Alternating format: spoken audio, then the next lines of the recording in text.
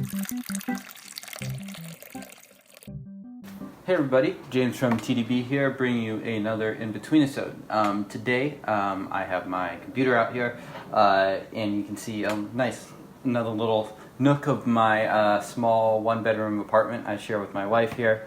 Going to be doing a Q&A episode. So thank you to everyone that sent in questions about storage. Okay, so we are going to start with a question from Chris, who asked a couple different questions.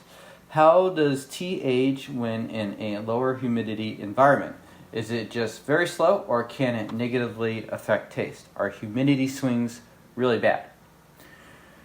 Okay, so this is sort of a three-parter. And I think one thing that's really important to keep in mind is it really depends what low humidity environment means. I think a lot of people's intuitive sense of what is low or high humidity for Pu'erh isn't very good in the West, and I think that's because that the norm and sort of the standard for Pu'erh has been established in parts of Asia that are pretty far south, and specifically Hong Kong, which of course is known for its traditional storage, but also has one of the most famous examples of dry and early examples of dry storage. And Hong Kong is just a environment that has a very high temperature and a pretty high humidity on average. There's just not that many places in the US that can compare to that. And I'm less familiar with Europe, but I think it's mainly the case there as well. So in Hong Kong, it really just isn't uncommon for Pu'erh to be environments of humidity in the 70s or the 80s. So I think it depends a lot on what you mean by a low humidity environment. I guess the second part of the question is it just very slow, or can it negatively impact the taste? I think it absolutely can negatively impact the taste, both in the short term and in the long term. I think if you store your tea, for instance, on a shelf, as I have done, in what ends up being a pretty low humidity environment in the inside conditions here in Seattle, the tea starts to lose its vibrancy. It doesn't happen overnight or within the span of a week or even a month, but depending on the conditions, if you were to side-by-side that tea right when you got it versus maybe like after a year on your shelf, I think you would notice a pretty big difference. It won't give off that same sort of richness of aroma. Some of the teas also could get pretty nasty, astringent, just drier in the mouth. So I've had a few of those teas that have definitely been more on the dry storage end, not necessarily for me. And I will say that I have tasted maybe 10-ish different examples of storage in the West, and just about all of them fall onto the dry storage spectrum, and some of them in like a somewhat negative way, and other ones are a little bit closer to what I'd expect from Kunming or something like that. Oh, last one. Are humidity swings really bad? Again, I think this one depends a lot. They can be big temperature changes, or humidity changes could be dangerous for a tea in terms of mold. Depends what we're talking about. If we're talking about going from like 20 RH to like 85 RH, probably bad. But if we're talking about something more mild, where it just sort of naturally swings between, 65 and 70, maybe that's not very big, but that's fine. How hot is too hot, and what percentage humidity is ideal? So I think in terms of temperature, it's still pretty hard to say. I think the experiment to check out is definitely Marco's, who has a tea blog effectively and has been writing a bit about an experiment in what he's calling sort of a hot box, where he stores the tea at around 65 to 68 RH, I believe, at higher temperatures, 32 Celsius, which I think comes out to around 90 degrees Fahrenheit. And that sort of is a good experiment, or an interesting one, that sort of tests the limits of temperature. Still really early on. I think it's too early to say what sort of the results are. I would say that a place like Malaysia has pretty acclaimed storage and definitely has temperatures that average over 80 degrees Fahrenheit. So definitely pretty hot over there. So the upper bound of the temperature is probably not something you're going to encounter too much in the West. And I'm talking sort of as if the audience is mainly in the West, because most of the audience is in the West, I know from our analytics. What percentage humidity is ideal?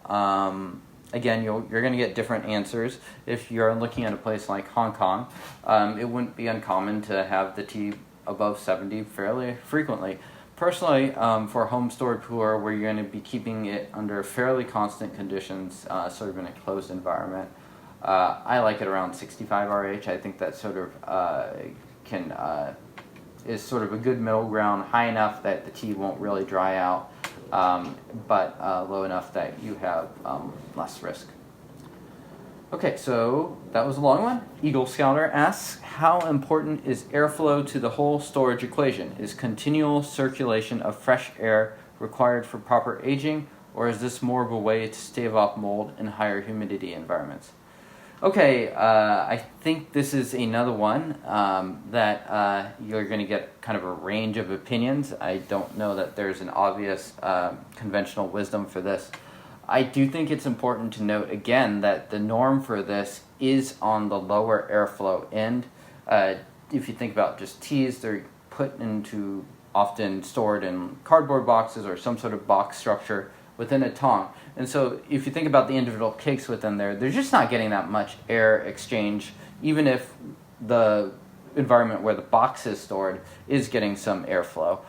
So I think it's important to note that you don't have to have each cake, you don't have to have air circulated a lot for each cake individually. Some people will say that if your tea doesn't get enough airflow, it will start to turn a little sour. So in my opinion, pretty low airflow is okay. Is no airflow okay? I'm not sure. There are some examples of sealed storage that are starting to get circulated, and for the most part I find those to be fine. I haven't found those to be terribly flawed in any way that I can discern, at least. How effective is long-term storage in plastic bags? Asks Blue3Boy15. I think, again, this depends what environment you're storing these plastic bags in. Plastic bags, I think, will give some exchange, especially if you're drinking the tea. So if you're storing plastic bags in a Pu'erh versus just on the shelf, they're going to just be a little bit different. I use them mainly for neatness. I use them for teas that I'm drinking regularly in the Pu'erh. Other people will use them to sort of concentrate the aromas of the tea. But yeah, I've also noticed that if I store a tea in a plastic bag on a shelf, even if I'm sealing it regularly, just the process of opening it and just maybe the natural lack of perfect seal on a plastic bag results in some shelf fatigue, which is just sort of the tea slowly losing that vibrancy. Okay. Another question from Donald. I recently threw out some cheap show pu'erh mini tools, presumably less than 2 years old, that had a fishy aroma that persisted through any number of washes and steeps. Did I give up on them too soon? Might further aging have sorted them out? Could it improve? Yeah, maybe, but for me, things like these are pretty easy decisions. Mini tools and things like that should be cheap. You can find them very inexpensively, and probably pretty good quality ones from a place like Yunnan Sourcing, so I think throwing them out is fine as well. So not a strong opinion, but I would not feel guilty whatsoever about throwing those out.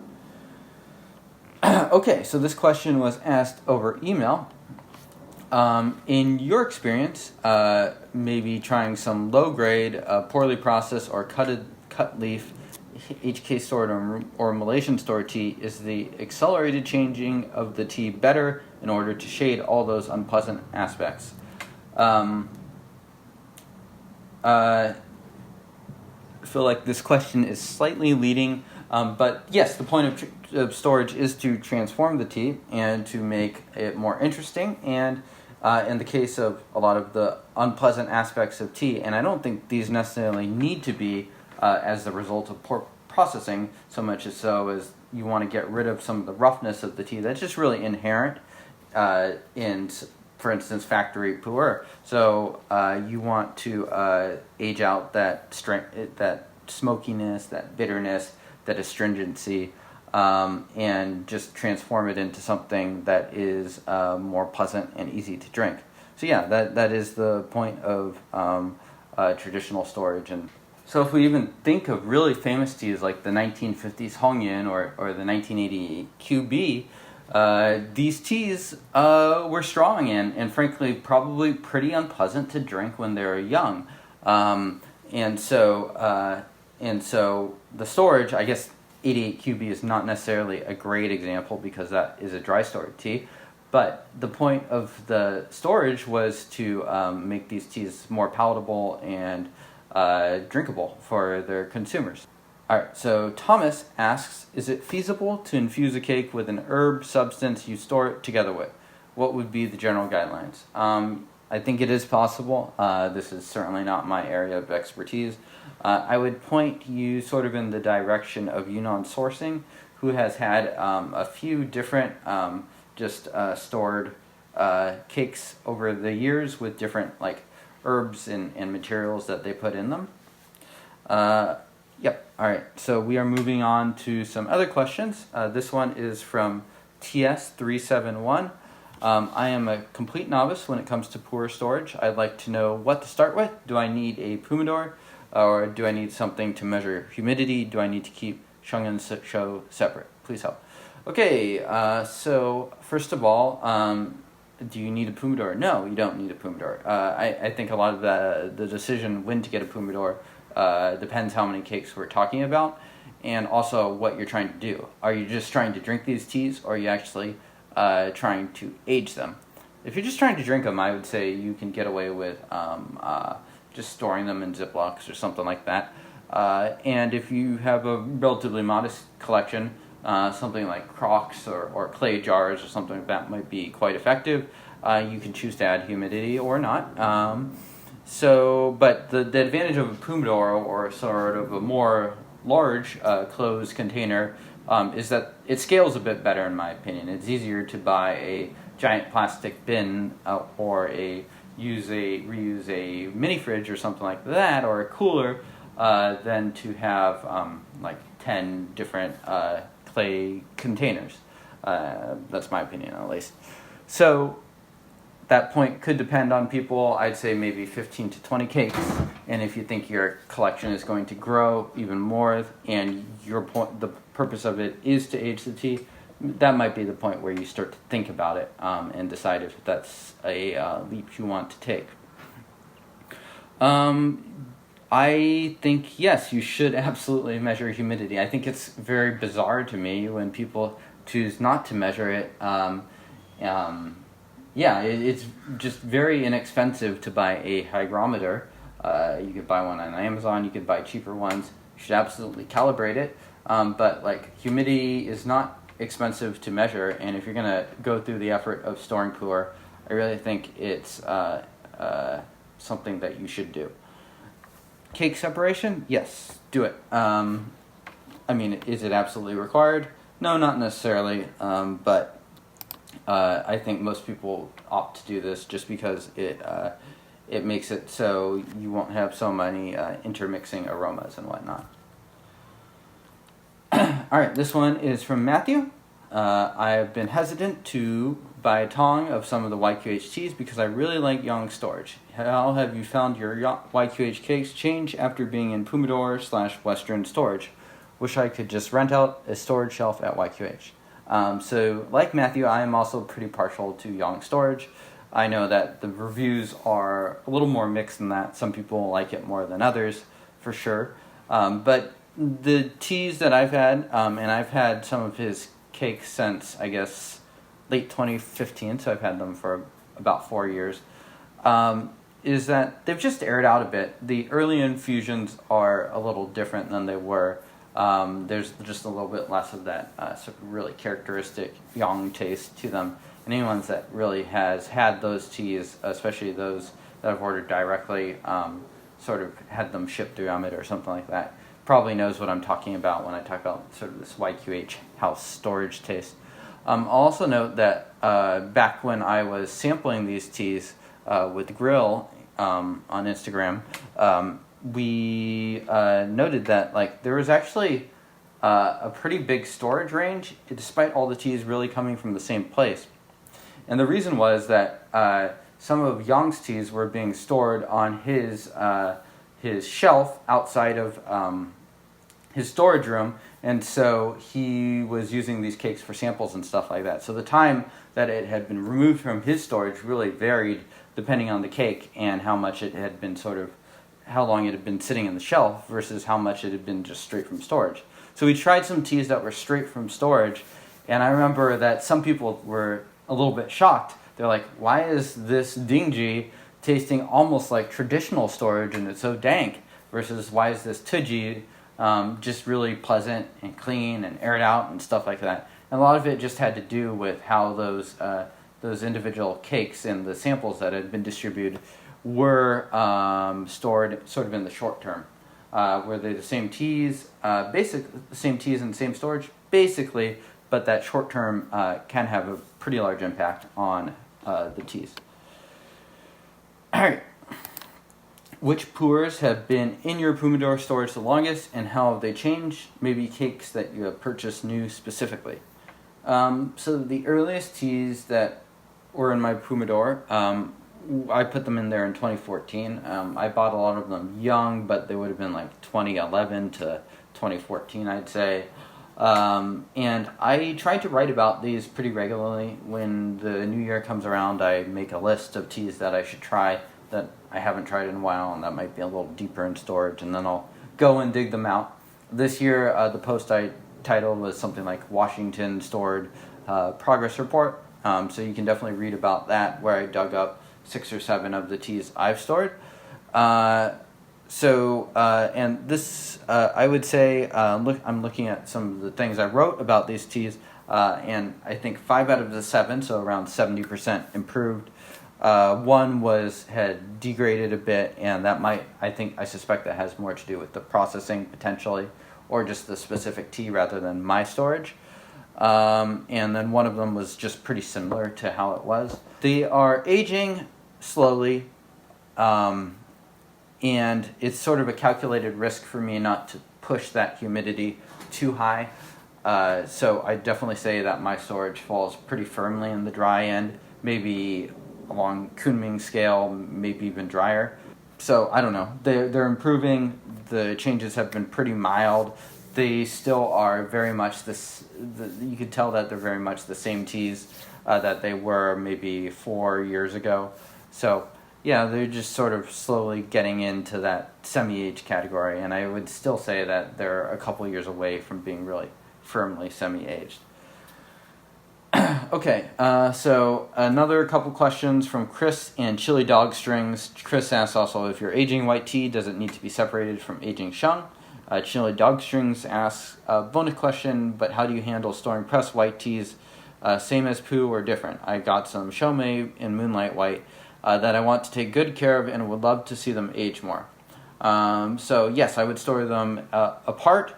I do not personally store white tea or have any white tea I am storing. And in terms of aging stuff, this is something interesting. And I was actually hoping to film an episode with Oolong Owl at some point just to sort of hear her thoughts, because it's something that she's thought a lot more about than myself. I've seen a couple schools of thought. I think the one that I trust a little bit more right now is that you should store it somewhat similarly to Pu'erh. Kind of like ripe and raw. You probably don't want to store it with your raw, otherwise it might start to get a little bit of that aroma exchange. That might be a little bit undesired. Tim asks, do you store your shou and sheng separately? If not, have you noticed any aroma absorption? I do indeed store them separately. Also, as far as smokier sheng goes, have you discovered any way to avoid aroma absorption when it's placed near gentler, more delicate cakes? At this point, I've resorted to storing sheng, smoky sheng, and shou all in separate locations to avoid this. So shou and sheng I do separate with either dank sheng, smoky sheng, and just more middle of the road sheng. I'm not too anal about it. I will store them in the same humidor. I think maybe you want to store them on different shelves if you can. Group them together so there isn't as much aroma exchange, or it's a little bit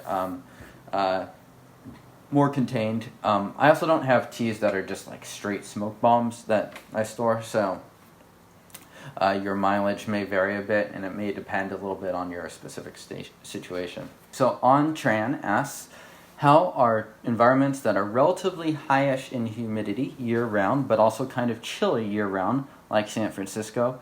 I'm assuming he is asking how those will do for storing tea. And is temperature necessarily to control for, or is the humidity alone sufficient to keep the processes going? So I think the most pertinent example here, and I did a little bit of research beforehand, is Kunming. I think temperature at the very least is really important to think about and to consider. I think Marco's experiment at least shows that temperature can have a pretty important part in the speed of aging. He just hit the 2-year mark, and he compared, I believe, the Bosch cake, one in sort of his hot box and one stored in a cooler temperature, similar environment. And he said that it tasted like there was a 2 or 3 Taiwan year difference in those teas, which is a lot. Taiwan years are definitely more than it would be for my James Seattle stored Pu'erh years. So that makes a big difference, and that is a straight temperature difference. So it's worth thinking about temperature at least. And I think temperature probably plays a pretty important consideration into a really important decision if you're going to be storing your tea indoors, where you probably will have heat in a place like San Francisco, or if you're going to be storing it in a more outdoor location like a garage. So naturally in a garage, you may end up a little bit closer to Kunming, where the average temperature year-round is around 58 or 59 degrees, and the average relative humidity, if you average the whole year, is around 72 to 73. San Francisco is 57 and 75, so close-ish, in the same range at least. So I think if you stored it in your garage, you might end up with something that's somewhat closer to Kunming, but if you end up storing it inside in what ends up being heated conditions, you're going to end up with a high temperature, of course, but that will usually end up sacrificing a lot of that humidity, that sort of natural high humidity that you have.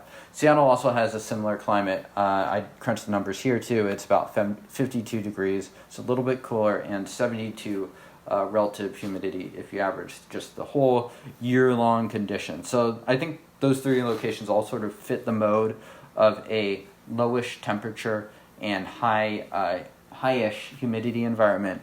And you just kind of got to consider the trade-offs there. I think for the most part, you're probably going to be stuck in a pretty slow aging environment unless you mess around with it like Marco has by heating your tea and keeping it at a moderate humidity. Just because we know that Kunming, definitely a reputation for dry storage, and they have a pretty cool temperature compared to like Hong Kong or Taiwan, but a somewhat high humidity. And Seattle, where I've stored the tea, and I've stored it where in my Pu'erh and with heat, but even at that sort of like 70 degree and 65 RH, it's still pretty slow. So no matter what you're doing, unless you're really trying to accelerate that heat, it's going to most likely end up in sort of that dry storage range. All right, so Carl asks, James, I have seen examples of automated, mostly not completely, humidity temperature setups for Pu'erhs. Some appear to be cigar design setups, while others look to be homegrown. What are your thoughts regarding automatically monitored storage? Do you think they are worth the effort or cost? Are you considering one for your large Euro-K Pu'erh? No, I'm not. I think, in general, I am more of a fan of simple solutions if possible. I think some of these complex solutions, there's nothing wrong with them, but you have to have a lot of confidence in your procedures. It's just a lot of different things could go wrong, and if you're not monitoring it or closely or whatever, something could go haywire if like a sensor gets off or something like that. So I don't know. I think the risks probably depend a lot on the specific setup, but for me, I'm not looking to fuss with it more. For me, the concept is very simple. It's stick all my pu'erh in one place where it's pretty condensed and condensed together, and then just add enough humidity to bump it up to around that 65 RH mark. Okay, and the Cynthia Rice asks, how do you store pu'erh if you have no air conditioning? Well, a lot of people have stored pu'erh for years without any air conditioning. I think it just depends a lot on your natural conditions. So if this person, if Cynthia Rice is in Malaysia or something like that, that will look very different without air conditioning than it would in Seattle, where I don't have air conditioning. I don't use it for pu'erh. I don't use it for myself. So I think the answer is it depends, but people have been doing natural pu'erh storage for a very long time now. So there's ample precedent for that. Yeah, and so last, this is not storage related, but Zealousy asks, would you consider joining the Tea Discord? To that, I'll just say, I am not JAMEZ. Alright, so thank you to everyone who asked a question. Let me know how you like this episode. If you have an idea for a future Inbetweenisode, like a specific topic, or if you just want to see another storage one, please comment below and let me know what you'd like to see. Definitely open to different ideas, trying to just mix it up a little bit from our standard drink a tea and talk about it approach. So really curious what you guys would like to see next, and I hope you guys enjoyed listening to these different answers. I really thought these questions were very good, so thank you to those who contributed.